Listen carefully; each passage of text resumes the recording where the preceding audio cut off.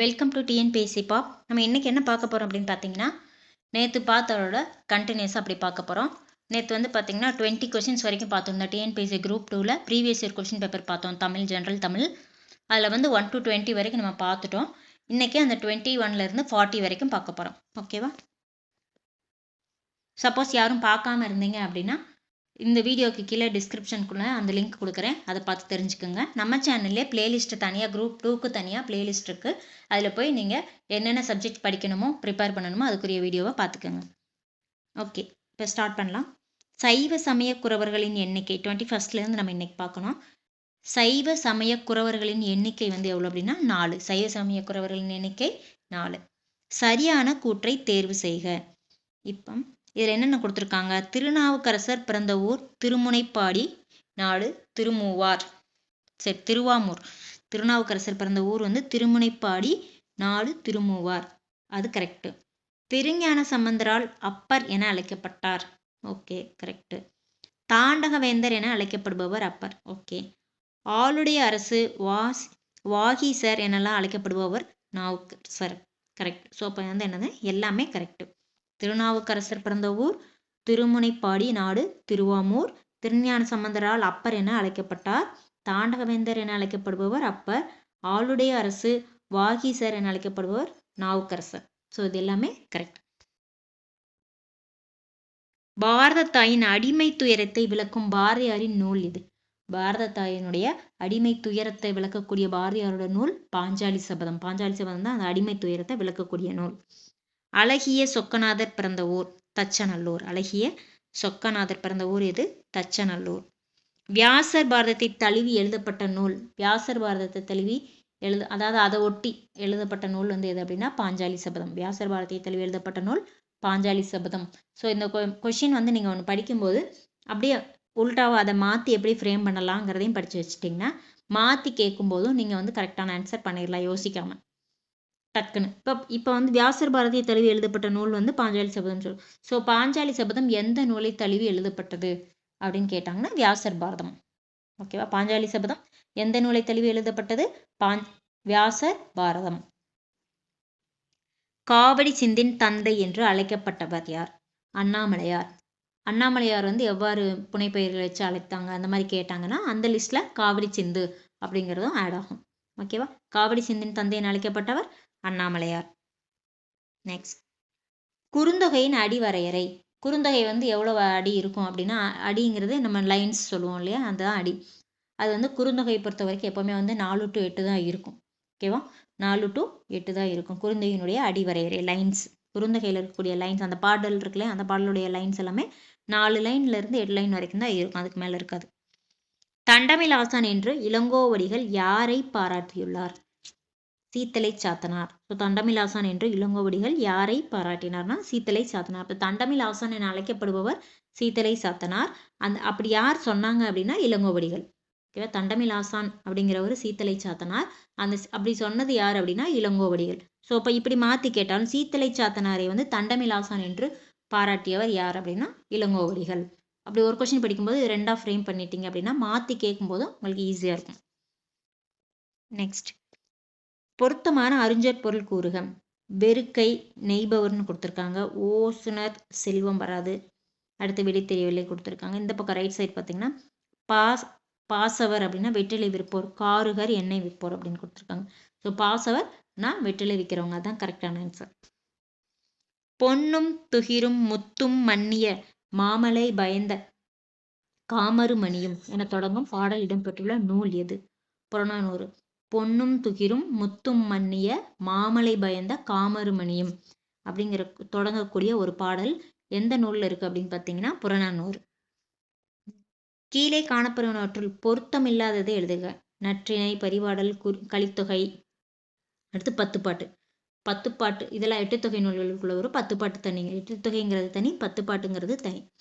ஓகேவா? ஸோ அப்போ இதில் வந்து டிஃப்ரெண்ட்டாக இருக்கிறது என்ன அப்படின்னா 10 பாட்டு. கல்வி அழகே அழகு என்றும் கல்வி கரையில கற்பவர் நாள் சில என்றும் கூறும் நூல். கல்வி அழகே அழகு என்றும் கல்வி கரையில கற்பவர் நாள் சில என்று கூறும் நூல் வந்து எதுனா நாலடியார். பொன் திறந்து கொண்டு புகாவா நல்கினாள் அப்படிங்கிற பழமொழி 400 வந்திருக்கு. பொன் திறந்து கொண்டு புகாவா நல்கினாள். புகாவா என்பதன் பொருள் உணவு. முதுமொழி காஞ்சி என்று நூலுக்கு வழங்கப்படும் வேறு பெயரினை கண்டறிக. முதுமொழி காஞ்சி அப்படிங்கிற நூலுக்கு வழங்கப்படும் வேறு பெயர் அறவுரை கோவை. அறவுரை கோவையை முதுமொழி காஞ்சின்னு சொல்லுவாங்க. அறவுரை கோவை தான் முதுமொழி காஞ்சி அப்படின்னு சொல்லுவாங்க. பொம்மல் என்பதன் பொருள். பொம்மல் அப்படிங்கிறதுடைய மீனிங் சோறு. திருக்குறள் மூலத்தை முதலில் அச்சிட்டவர். பிரிண்ட் பண்ணுவாங்க. திருக்குறளோட பேசிக் அந்த மூலம்ன்றது மூலப்பத்திரம் அந்த மாதிரிலாம் சொல்கிறோம் இல்லையா, அந்த ஸ்டார்டிங் தாய்ப்பத்திரம் மூலப்பத்திரம் இதில் அந்த மாதிரி அந்த திருக்குறளுடைய பேஸ் அதை ஃபஸ்ட்டு அச்சிட்டவங்க யார் அப்படின்னா அந்த தஞ்சை ஞானப்பிரகாசர். அவர் தான் முதல் திருக்குறளை பிரிண்ட் பண்ணுறாங்க. ஓடையிலே ஊறுகின்ற தீஞ்சுவை தண்ணீரே உகந்த தண்ணீர் இடைமலர்ந்த சுகந்த மணமலரே என்று இறைவனின் திருவருளிலே பாடியவர் யார் அப்படின்னா ராமலிங்க அடிகள். ஓடையிலே ஊறுகின்ற தீஞ்சுவை தண்ணீரே உகந்த தண்ணீர் இடைமலர்ந்த சுகந்த மணமலரே அப்படின்னு இறைவனுடைய திருவடிகளை பாடியவர் ராமலிங்க அடிகள். அடுத்து எந்தெந்த பாடலுக்கு எந்தெந்த அந்த பாடலை எழுதியவங்க யார் அப்படிங்கிற மாதிரி. இப்போ காலை மாலை உலாவி நிதம் இது யாருன்னா கவிமணியுடைய பாடலில் வரக்கூடிய லைன்ஸ். மீதூன் விரும்பேல் எல்லாருக்குமே தெரியும், ஔவையார்.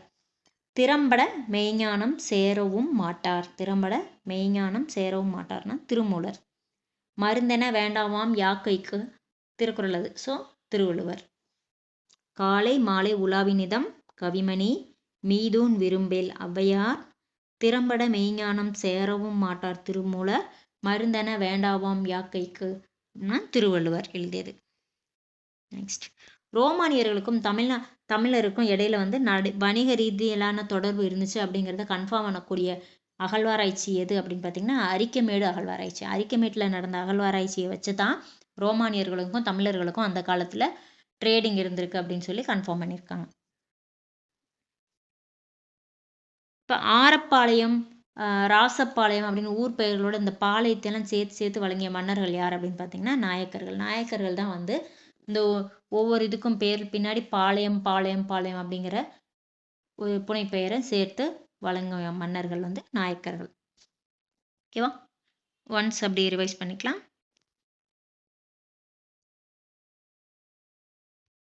ஏன்னா நீங்கள் இப்போ எப்போவுமே என்ன படித்தாலும் சரி ரிவைஸ் பண்ணிக்கோங்க. என்னன்னா நம்ம இப்போ ஸ்கூல்லே ஆகட்டும் காலேஜ்லேயே ஆகட்டும் ஒரு பர்டிகுலர் சிலபஸ் ஒரு கொஞ்சமான போர்ஷன் தான் படிப்போம்.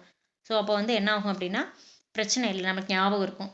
ஆல்ரெடி ஆட்டோமேட்டிக்காக நமக்கு ஞாபகம் இருக்கும். இந்த மாதிரி காம்படிட்டிவ் எக்ஸாம்ஸ்க்கெல்லாம் படிக்கிறீங்க, அதுவும் எஸ்பெஷலி டிஎன்பிஎஸ்சி, எஸ்எஸ்சி இந்த மாதிரி எக்ஸாம்ஸ்க்கெலாம் படிக்கிறீங்க அப்படின்னா கண்டிப்பாக ஒரு தடவைக்கு 2 தடவை நீங்கள் ரிவைஸ் பண்ணிட்டீங்கன்னா ரொம்ப நல்லது. இப்போ இன்னைக்கு இப்போ ஒன்று படிக்கிறீங்க அப்படின்னா நேற்று உள்ளதையும் ஒரு தடவை ரிவைஸ் பண்ணிக்கோங்க. நேற்று என்னென்ன படிச்சிருக்கோம், அதுலேருந்து ஏதாவது ஒரு கொஸ்டின் நீங்களாக யோசிச்சு அதுக்கு ஒரு ஆன்சர் தெரியுதா அப்படிங்கிறத செக் பண்ணிக்கோங்க. ஏன்னா நீங்கள் ரீகால் பண்ணிகிட்டே இருக்கணும். மெமரி பிரெயினில் இருக்கிற மெமரியோட நம்ம அதிகமாக படிக்கிற மாதிரி இருக்கும். ஸோ அதனால் மறக்கிற மாதிரி இருக்கும். இன்றைக்கி படித்தது இன்றைக்கி நல்லா இருக்கும், திரும்ப ஒரு 10 days கழித்து பார்க்கும்போது மறந்த மாதிரி தெரியும். அதனால தான் டெய்லி நேற்று படித்தது இன்றைக்கி ரிவைஸ் பண்ணிவிட்டு அடுத்தது ஸ்டார்ட் பண்ணுங்கள். அடுத்தது அப்படி அந்த மாதிரி ரிவைஸ் பண்ணிகிட்டே இருங்க. வீக்லி ஒன்ஸ் இந்த ஓவராலாக இந்த 1 weekல நம்ம என்னென்ன படிச்சிருக்கோம் அப்படிங்கிறது ஒரு டக்குன்னு நீங்கள் மேலோட்டமாக ரிவைஸ் பண்ணால் கூட போதும் தான். இப்போ என்னோட கிளாஸில் பார்த்தீங்கன்னா எப்போவுமே நான் ரிவைஸ் பண்ணாமல் நான் அடுத்த இதுக்கே மேக்ஸிமம் போக மாட்டேன். 99% நான் ரிவைஸ் பண்ணாமல் அடுத்த இதுக்கே போக மாட்டேன்.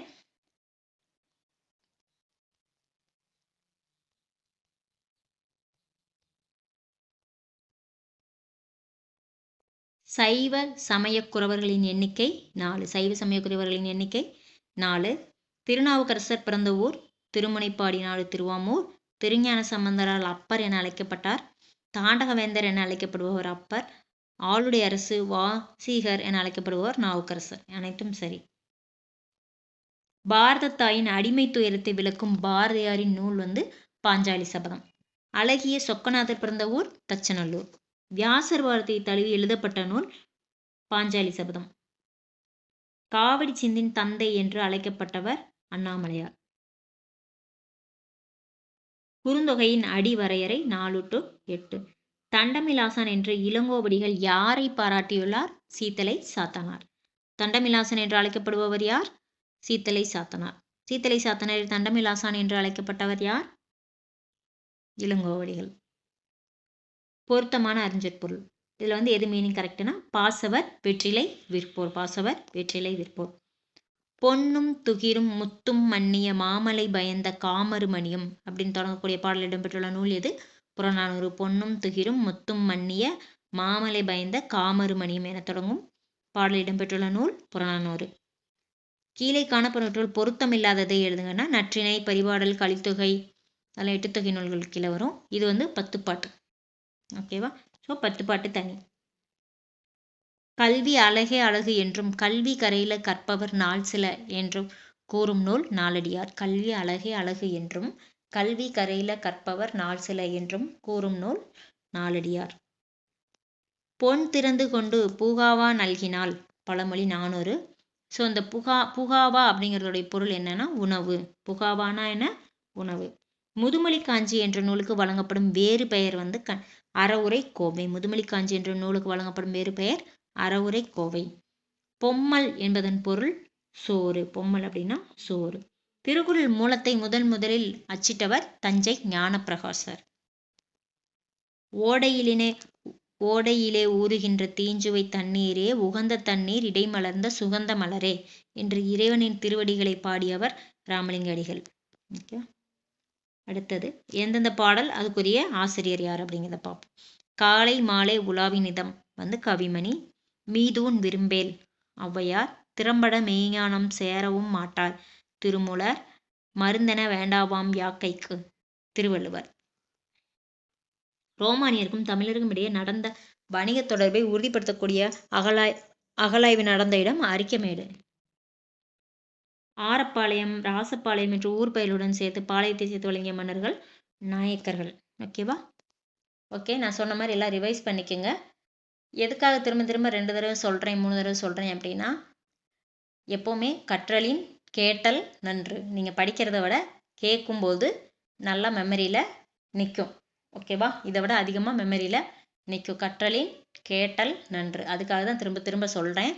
சப்போஸ் இல்லை வேண்டாம் நாங்களே படிச்சுக்கிறோம் திரும்ப சொல்ல வேணாம் அப்படின்னு எதுவும் நினச்சிங்கன்னா கமெண்ட் பாக்ஸில் கமெண்ட் பண்ணுங்கள், பார்த்துக்கலாம் அதுக்கேற்ற மாதிரி. ஓகேவா? தேங்க்யூ.